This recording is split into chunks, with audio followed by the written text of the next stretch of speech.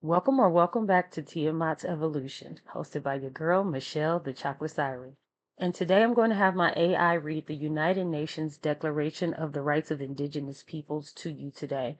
But before we do, we're going to get a message from our elder, Chief Pontiac, a.k.a. Rod Hayes. And I want you to listen to what Rod Hayes has to say so that you can get an idea as to why they call you African American. There's so many of us who want to fight the fact that we are indigenous, and I'm not here to fight you. So, with that being said, one thing I'm not going to give up on is my own education. One thing I'm not going to give up on is unlearning lies. One thing I'm not going to give up on is my ancestors, and one thing I'm not going to give up on is myself. So I'm only going to rock with like minded people. I am not here to debate anybody. I am not here to argue with anyone. With that being said, if this is not for you, thank you for stopping by. Goodbye. If this is for you, we will continue. And we'll start off with Chief Pontiac, aka Rod Hayes, and then we'll go into the United Nations Declaration on the Rights of Indigenous People. And then you have to decide for yourself how this applies to you. The link to the Young Elders channel in this particular video will be in the description box below. What do we mean when we say a police state? That's when a foreign government is exercising jurisdictional control on a land that they've invaded. This gives us what this says, a foreign occupying police force. And then they define it for is a police or law enforcement agency deployed by a foreign military occupying power to maintain order and enforce laws. Now, this is the critical part. It's an occupying power, a foreign military occupying power to maintain order and enforce laws in a territory that has been taken over by the occupying force. Right here say the American system of policing was heavily influenced by the English model. That's because that's where it came from. With many U.S. cities establishing their own police departments in the 19th century. Now, that's the 1800s. What was we doing in 1491 for law enforcement? What was we doing?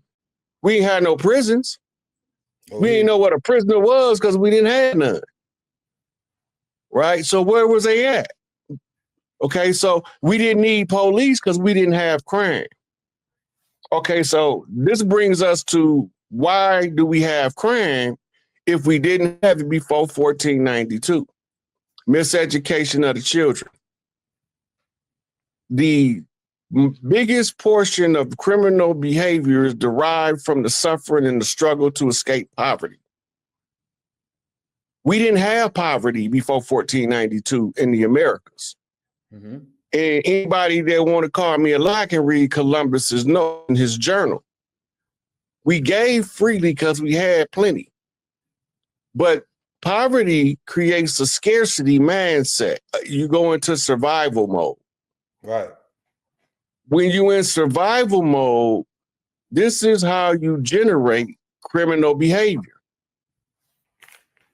Because we know we can go out in the woods with a stick and come back with food for the family. Because we know how to get it from the dirt. It's just that they took us out of the country and stuck us in the concrete jungle called the city. Right? So here you got me, King Kong, swinging off the lamppost, bounding on the concrete, trying to wake everybody up. Sick eight at the North Gate. You better tell them, Elder, we ain't never late. We right on time with the rain. When we understand that we in a police state, it changes our perception of the operations of government to tell us what's really taking place on the land. They brought divide and conquer over here because the side effect of people hating each other is people abusing each other, which creates what? Crime. Think about it. The side effect of divide and conquer, which is making people hate each other for idiosyncrasies and differences, has a side effect of making those people act upon the hate that creates some stuff called crime. Remember, when they was first brought over here, The only crime was leaving the plantation. Mm-hmm. The problem is we didn't know that the plantation was the family farm, right? And that the family farm, Big Mama married some old dusty Negro pen.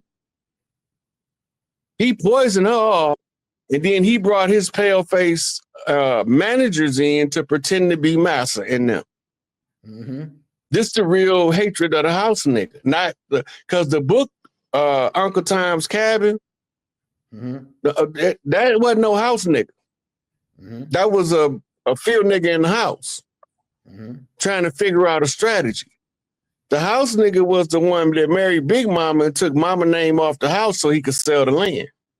The plantation narrative is a false narrative, just like the we all came from Africa narrative is to disassociate us from the land.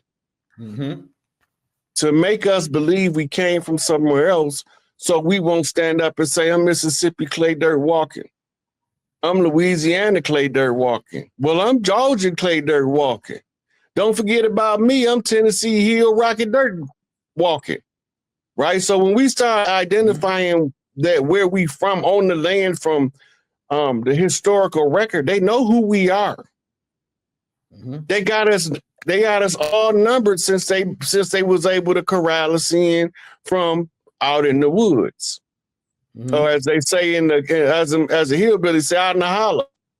Come out in the holler, round us up, usher us all into the city. Remember Martin Luther King said they undergirded the European peasantry with mechanized farms? What did he mean? Where did the people go that was already on the land? Because people was all over this mother. When you get a map of native tribes, the map show you all of the tribes that was on the land pre-1492, even though most of the names of the tribes, the highest majority is 60, 70% of them are exonyms, names that the settlers couldn't pronounce, that they tried to pronounce, and it came out with a different name. Now we'll go into this part of the presentation where my AI will read the United Nations Declaration on the Rights of Indigenous People, and you have to decide what this means to you. But before we get started with that, let me say this, and please understand and hear me very well. I do not need anyone's approval, okay? We have to get out of the slave mindset where we need white people and so-called Native Americans to acknowledge us. We do not need their acknowledgement. Stop looking for these people to validate you when you know damn well that they're not, and you know that they have an invested reason in not doing so, okay? All skin folk and kinfolk and everybody that don't look like you is not necessarily against you. But at the same time, a lot of y'all are still out here trying to get these fake ass Native Americans to acknowledge you or to allow you into their tribes when they are not us. Period, end, point blank. They're usurpers. They're not us. So stop looking for their validation. I am not here like a lot of our people on the internet arguing with these folks. I don't argue with the fake. It is what it is. I know what it is. I don't have to go back and forth with somebody who's pretending to be me. They're not us. And that's just what it is. The United Nations Declaration on the Rights of Indigenous Peoples was adopted by the General Assembly on 13 September 2007. By issuing the declaration in this pocket-sized format, the Office of the United Nations High Commissioner for Human Rights wishes to make these important new human rights standards available to government officials, human rights defenders, indigenous peoples, scholars, legal practitioners, civil society, and others wanting to promote the rights of these peoples worldwide. For further information about indigenous peoples and human rights, please visit the OHHR website, www.ohhr.org. United Nations Declaration on the Rights of Indigenous Peoples, adopted by the General Assembly on 13 September 2007. The General Assembly, guided by the purposes and principles of the Charter of the United Nations, and good faith in the fulfillment of the obligations assumed by states in accordance with the Charter, affirming that indigenous peoples are equal to all other peoples, while recognizing the right of all peoples to be different, to to consider themselves different and to be respected as such, affirming also that all peoples contribute to the diversity and richness of civilizations and cultures which constitute the common heritage of humankind, affirming further that all doctrines, policies, and practices based on or advocating superiority of peoples or individuals on the basis of national origin, or racial, religious, ethnic, or cultural differences are racist, scientifically false, legally invalid, morally condemnable, and socially unjust. Reaffirming that indigenous peoples, in the exercise of their rights, should be free from discrimination of any kind. Concerned that indigenous peoples have suffered from historic injustices as a result of, inter alia, their colonization and dispossession of their lands, territories, and resources, thus preventing them from exercising, in particular, their right to development in accordance with their own needs and interests.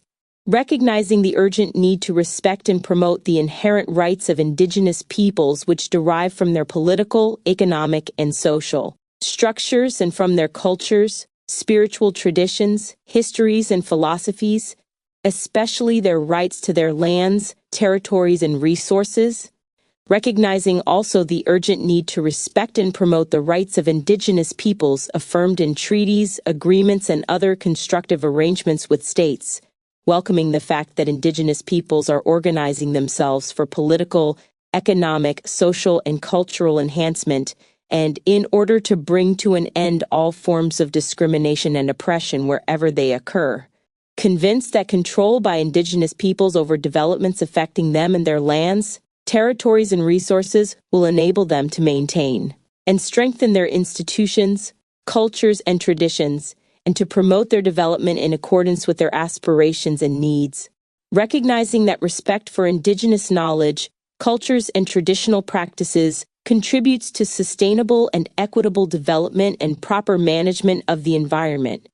Emphasizing the contribution of the demilitarization of the lands and territories of indigenous peoples to peace, economic and social progress and development, understanding and friendly relations among nations and peoples of the world, recognizing in particular the right of indigenous families and communities to retain shared responsibility for the upbringing, training, education, and well-being of their children, consistent with the rights of the child.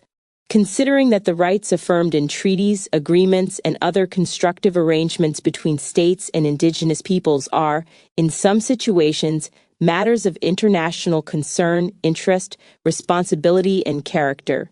Considering also that treaties, agreements, and other constructive arrangements, and the relationship they represent, are the basis for a strengthened partnership between indigenous peoples and states.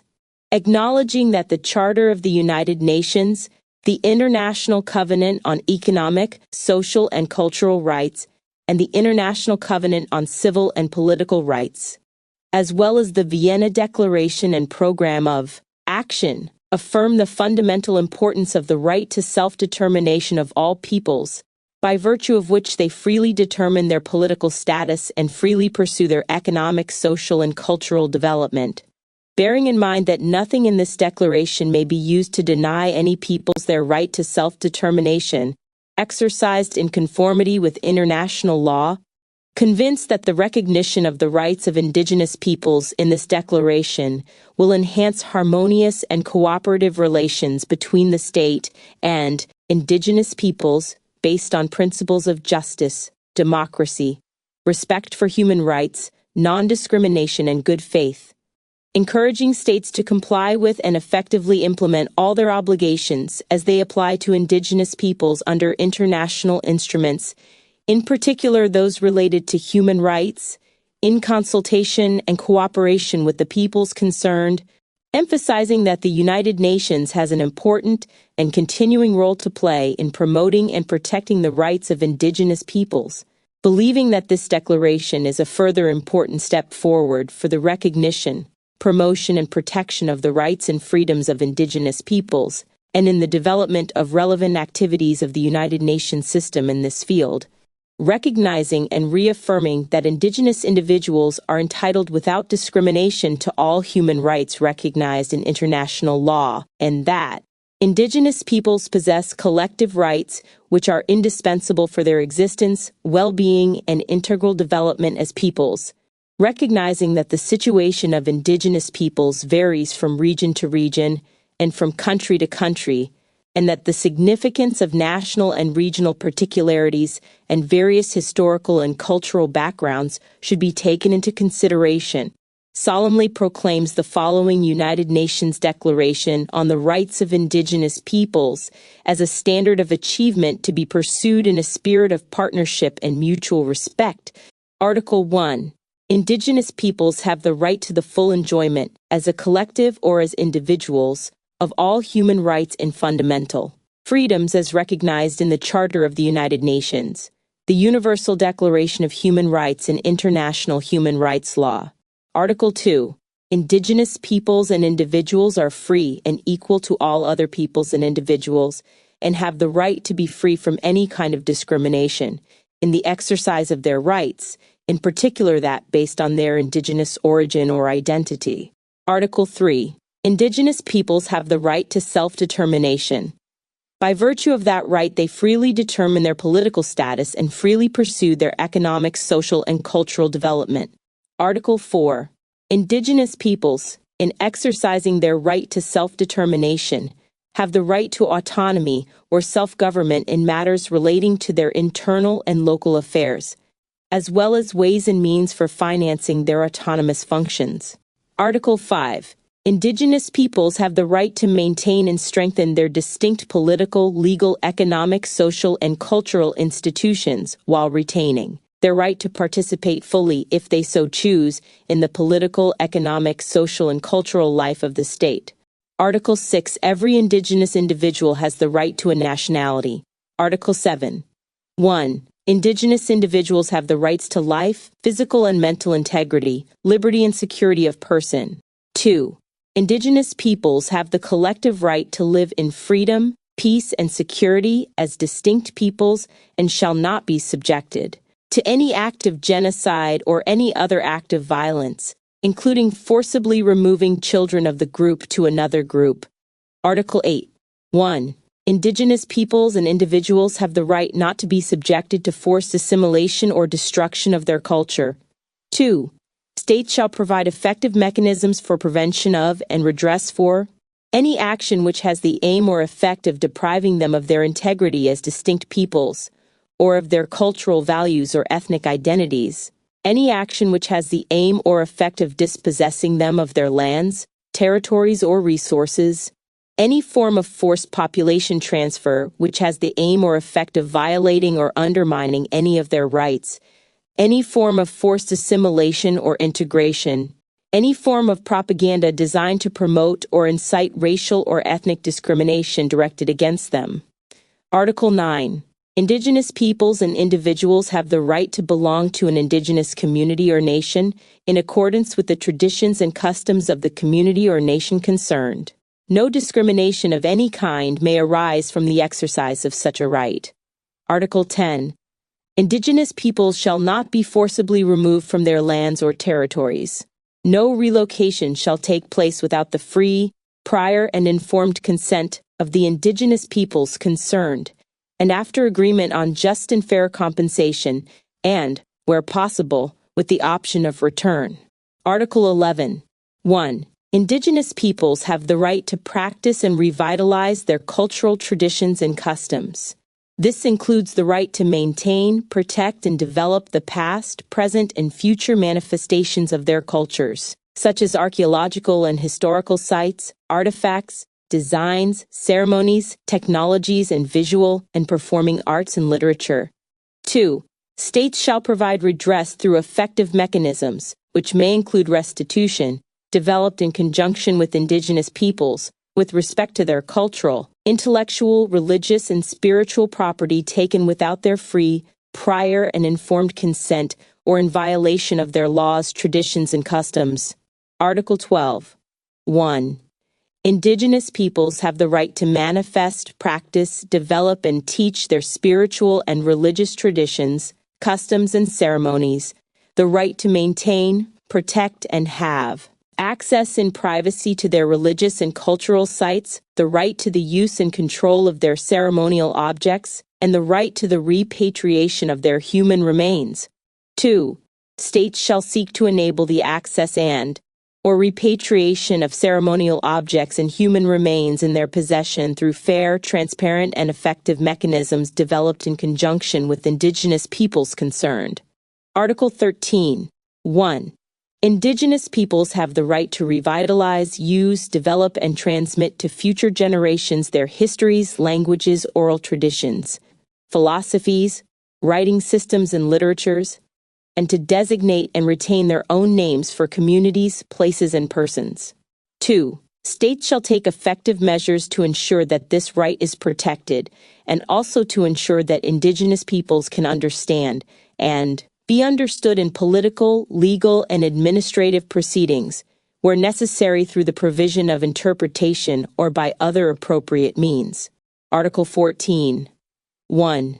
Indigenous peoples have the right to establish and control their educational systems and institutions providing education in their own languages, in a manner appropriate to their cultural methods of teaching and learning. 2. Indigenous individuals, particularly children, have the right to all levels and forms of education of the state without discrimination.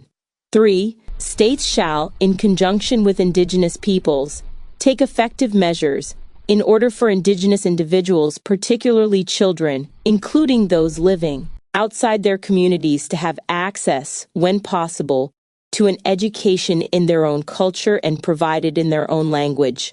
Article 15. 1. Indigenous peoples have the right to the dignity and diversity of their cultures, traditions, histories, and aspirations, which shall be appropriately reflected in education and public information. 2.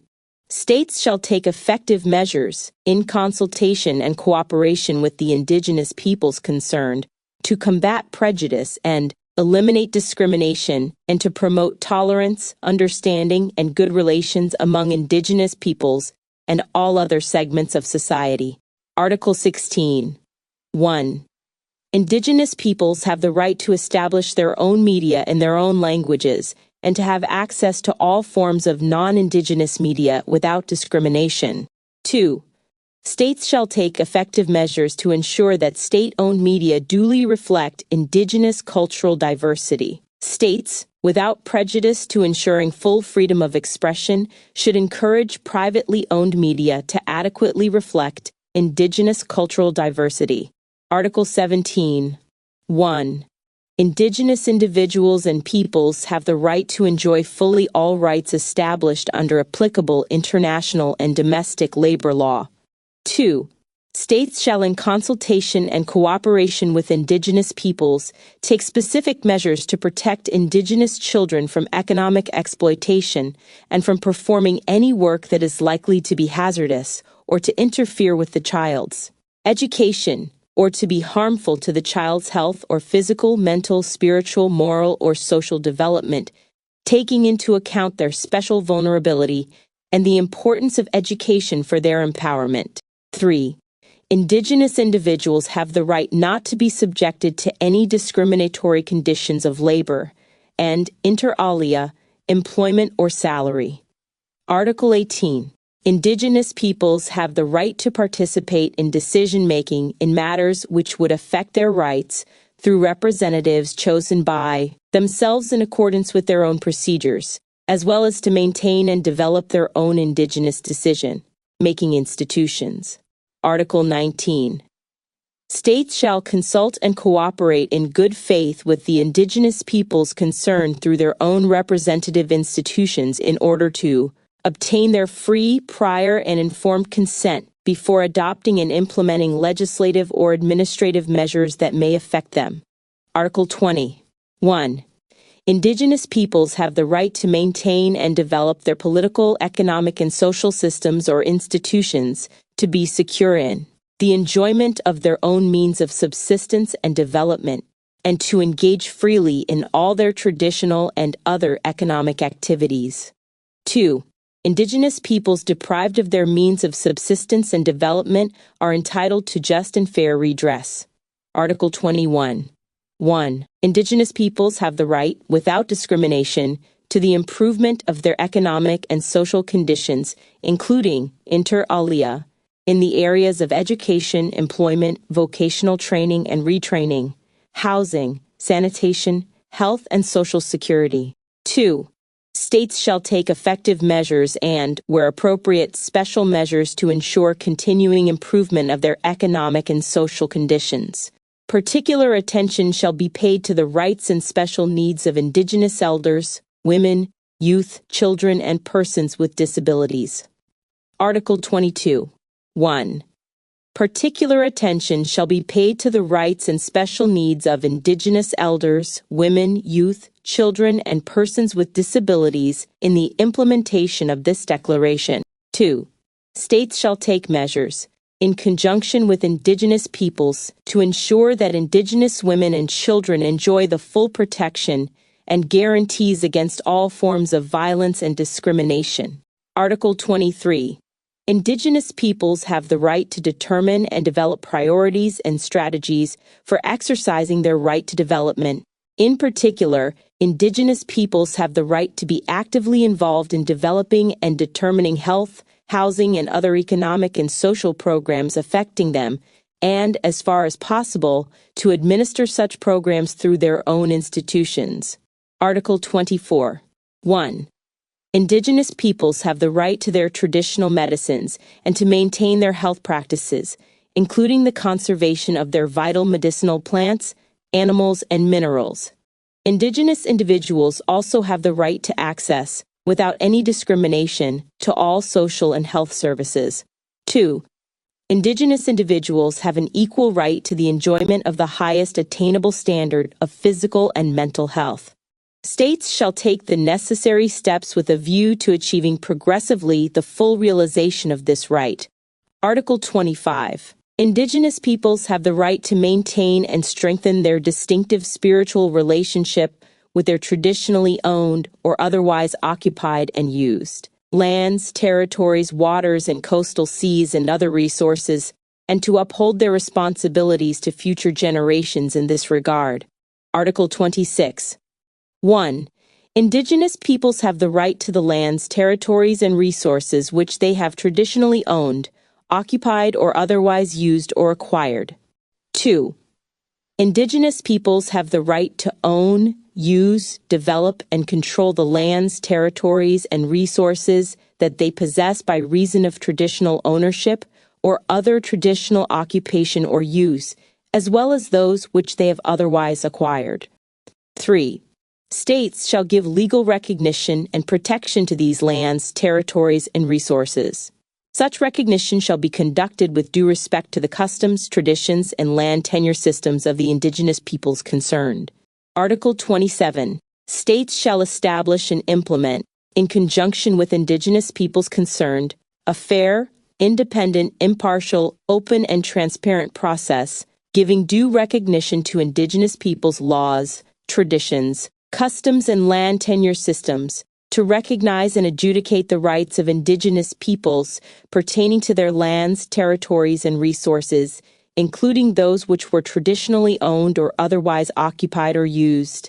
Indigenous peoples shall have the right to participate in this process. Article 28. 1. Indigenous peoples have the right to redress, by means that can include restitution, or when this is not possible, just fair and equitable compensation for the lands, territories, and resources which they have traditionally owned or otherwise occupied or used, and which have been confiscated, taken, occupied, used, or damaged without their free, prior, and informed consent. 2. Unless otherwise freely agreed upon by the peoples concerned, compensation shall take the form of lands, territories, and resources, equal in quality, size, and legal status, or of monetary compensation or other appropriate redress. Article 29. 1. Indigenous peoples have the right to the conservation and protection of the environment and the productive capacity of their lands or territories and resources. States shall establish and implement assistance programs for Indigenous peoples for such conservation and protection without discrimination. 2. States shall take effective measures to ensure that no storage or disposal of hazardous materials shall take place in the lands or territories of indigenous peoples without their free, prior, and informed consent. 3. States shall also take effective measures to ensure, as needed, that programs for monitoring, maintaining, and restoring the health of indigenous peoples, as developed and implemented by the peoples affected by such materials, are duly implemented. Article 30. 1. Military activities shall not take place in the lands or territories of indigenous peoples, unless justified by a relevant public interest or otherwise freely agreed with or requested by the indigenous peoples concerned. 2. States shall undertake effective consultations with the indigenous peoples concerned, through appropriate procedures and, in particular, through their representative institutions, prior to using their lands or territories for military activities. Article 31. 1.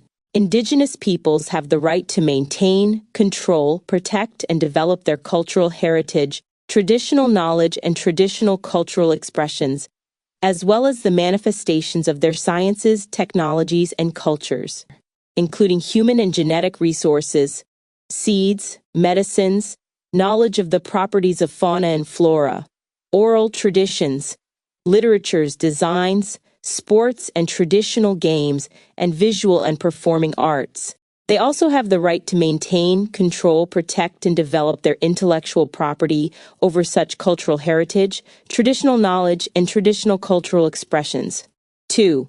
In conjunction with indigenous peoples, states shall take effective measures to recognize and protect the exercise of these rights.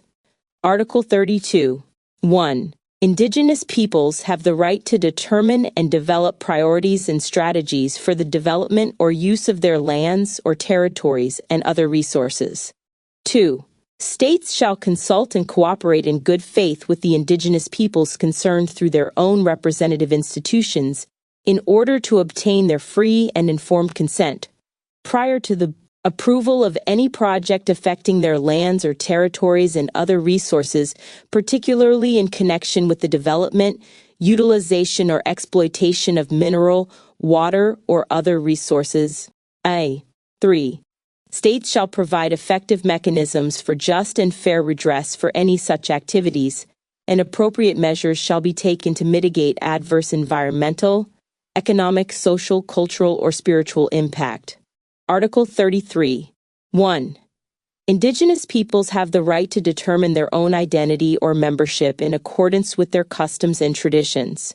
This does not impair the right of indigenous individuals to obtain citizenship of the states in which they live. 2. Indigenous peoples have the right to determine the structures and to select the membership of their institutions in accordance with their own procedures. Article 34. Indigenous peoples have the right to promote, develop, and maintain their institutional structures and their distinctive customs, spirituality, traditions, procedures, practices, and, in the cases where they exist, juridical systems or customs, in accordance with international human rights standards.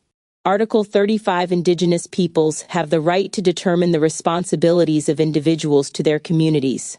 Article 36. 1. Indigenous peoples, in particular those divided by international borders, have the right to maintain and develop contacts, relations, and cooperation, including activities for spiritual, cultural, political, economic, and social purposes with their own members as well as other peoples across borders.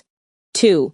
States, in consultation and cooperation with indigenous peoples, shall take effective measures to facilitate the exercise and ensure the implementation of this right. Article 37. 1. Indigenous peoples have the right to the recognition, observance, and enforcement of treaties, agreements, and other constructive arrangements concluded with states or their successors, and to have states honor and respect such treaties, agreements, and other constructive arrangements. 2. Nothing in this declaration may be interpreted as diminishing or eliminating the rights of indigenous peoples contained in treaties, agreements, and other constructive arrangements. Article 38. States, in consultation and cooperation with indigenous peoples, shall take the appropriate measures, including legislative measures, to achieve the ends of this declaration. Article 39. Indigenous peoples have the right to have access to financial and technical assistance from states and through international cooperation for the enjoyment of the rights contained in this declaration. Article 40. Indigenous peoples have the right to access to and prompt decision through just and fair procedures for the resolution of conflicts and disputes with states or other parties, as well as to effective remedies for all infringements of their individual and collective rights. Such a decision shall give due consideration to the customs, traditions, rules, and legal systems of the indigenous peoples concerned and international human rights. Article 41. The organs and specialized agencies of the United Nations system and other intergovernmental organizations shall contribute to the full realization of the provisions of this declaration through the mobilization, inter alia, of financial cooperation and technical assistance. Ways and means of ensuring participation of indigenous peoples on issues affecting them shall be established. Article 42.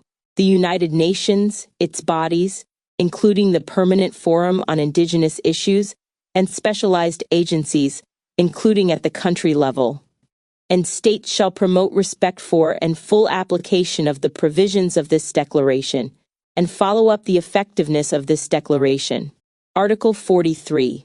The rights recognized herein constitute the minimum standards for the survival, dignity, and well-being of the indigenous peoples of the world. Article 44. All the rights and freedoms recognized herein are equally guaranteed to male and female indigenous individuals. Article 45. Nothing in this declaration may be construed as diminishing or extinguishing the rights indigenous peoples have now or may acquire in the future. Article 46. 1.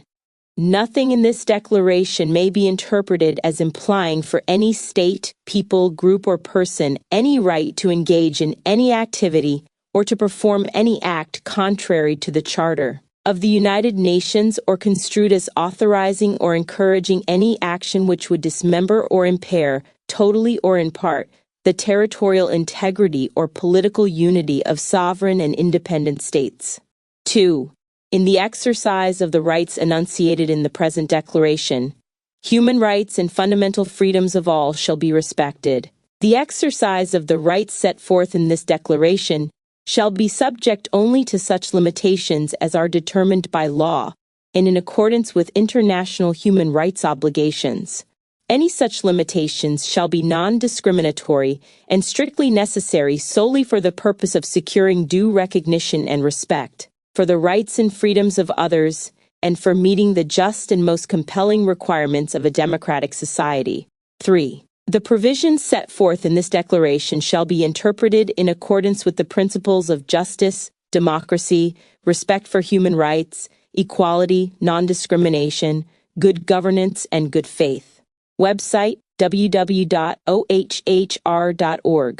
There are land papers before slavery in my people's name here. How was it? Because when the Europeans came here, what Roderick is talking about, we gave a lot of people some spots to settle. But they took those spots and wanted bigger spots. My people right now, the Shatta, they took on the end from our people, I'm talking about the end of the big take, 25 million acres of land by removing my people from here to Oklahoma. That was the last of their land. 25 million acres of land. And it was people that looked like me. What Andrew Jackson did was he appointed some Europeans. I want you to know how I'm here, brother. My grandfathers were a generation of chiefs. I come from a line of chiefs. I'm from a royal family of chiefs. What the Europeans did was took my people, took the women and the children, and some European that Andrew Jackson was friends with, appointed them as chiefs, left the original chiefs back here, took the white chief that he appointed, which into Oklahoma is, as you know today, as Indian Territory. Indian Territory was set up by mixed breeds, okay? Yeah. The people that signed the treaty was either non-native or mixed breed? Yes, Native Americans are Asian, Eurasian slaves. Let's start here.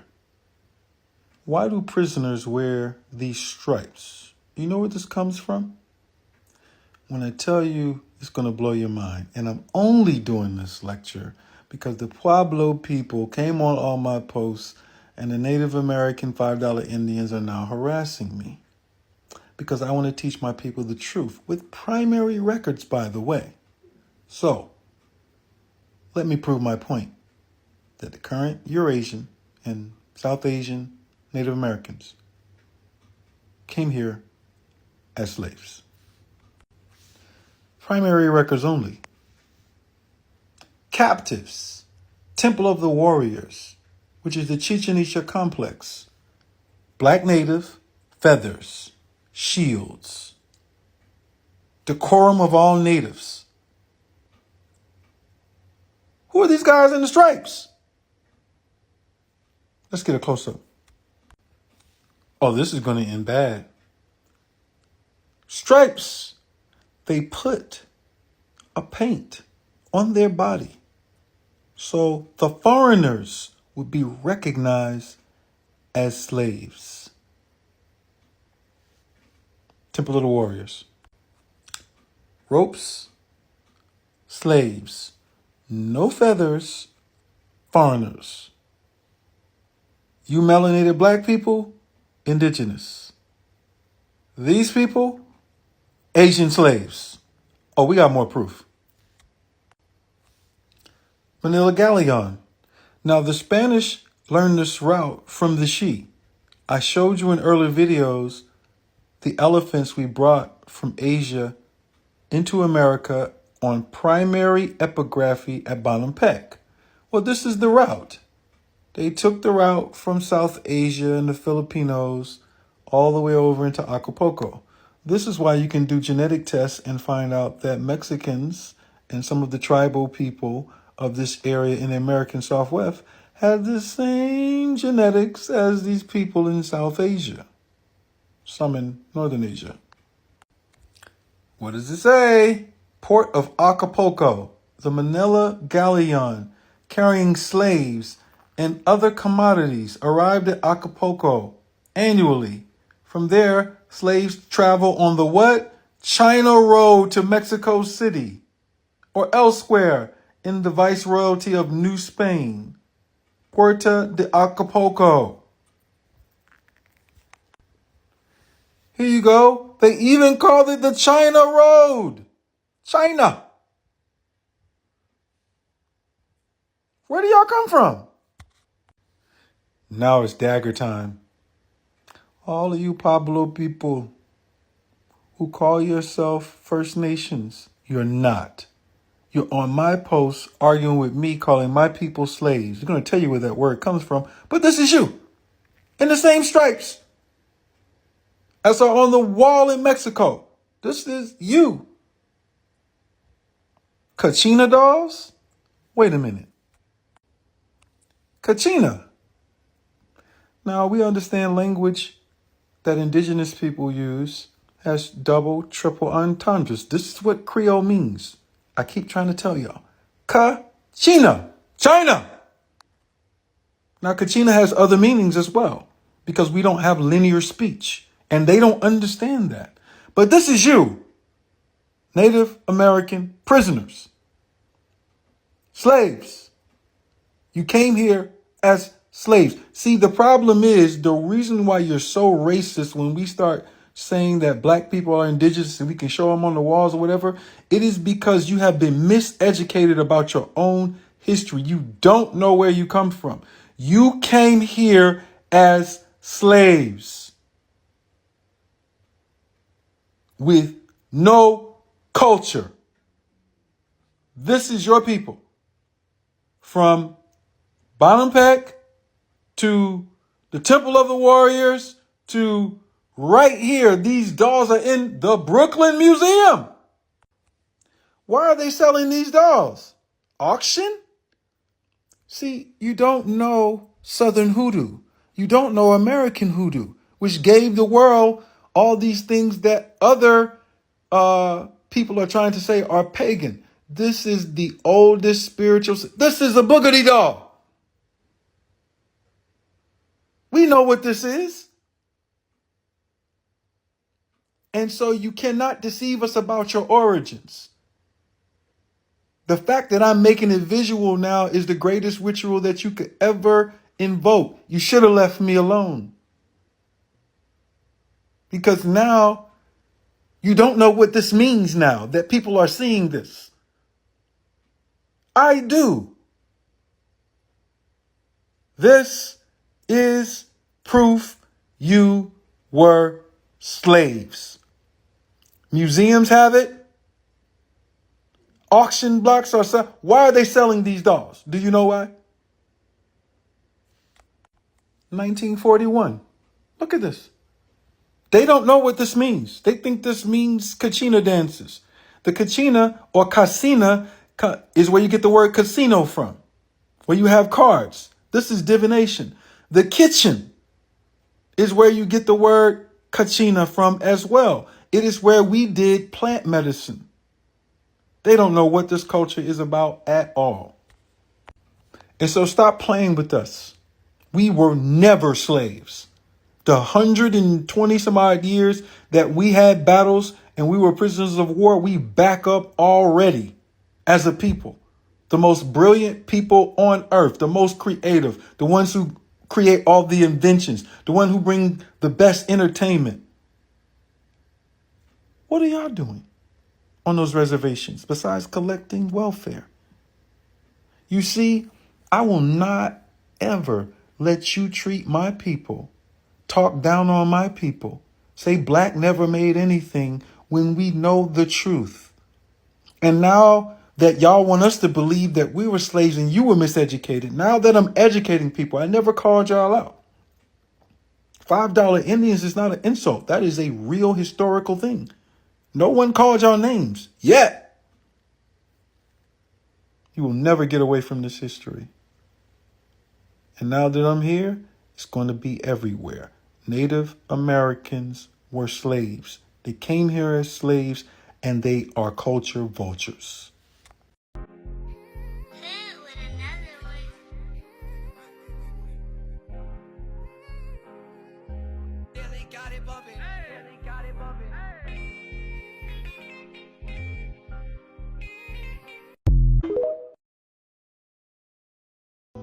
So now we at the part where the government gone, don't nobody know the government gone, and everybody thinking it's business as usual. And it's not. And I keep saying that. The government is gone. Yes. Yeah, it's over with. Yeah.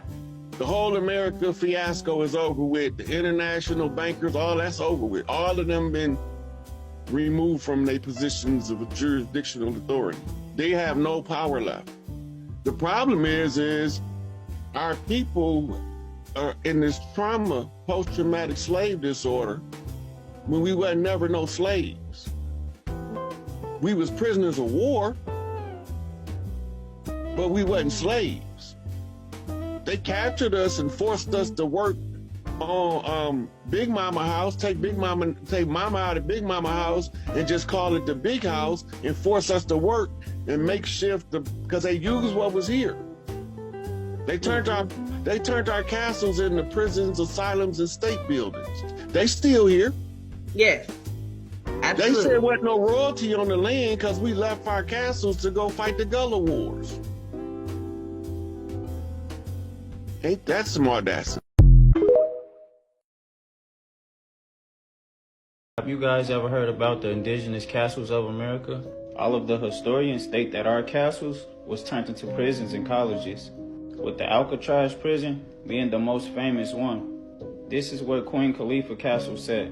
Okay, let's get into how we lost our homes that we built. We've been fighting with the invaders since 1492, but I want to talk about the recent wars.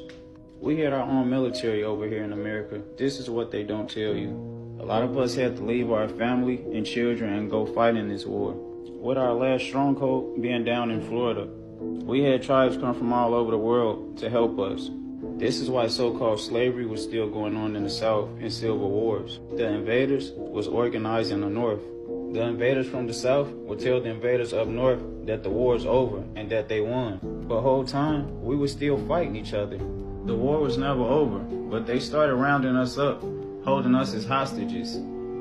Just for the record, we was never slaves. We was POWs. And this is when they started to move inside of our castles. And they seen that we had dungeons on the bottom level.